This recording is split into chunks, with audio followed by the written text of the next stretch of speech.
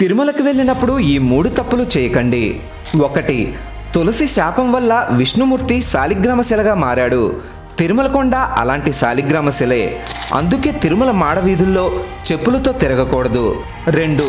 శ్రీనివాసుడు పద్మావతి అమ్మవారిని వివాహం చేసుకున్న 6 నెలలకి తిరుమల కొండపైకి వెళ్ళాడు. అప్పటి వరకు అగస్త్య మహర్షి ఆశ్రమంలో ఉన్నాడు. కొత్తగా పెళ్ళైన వారికి కోరికలు ఎక్కువగా ఉంటాయి.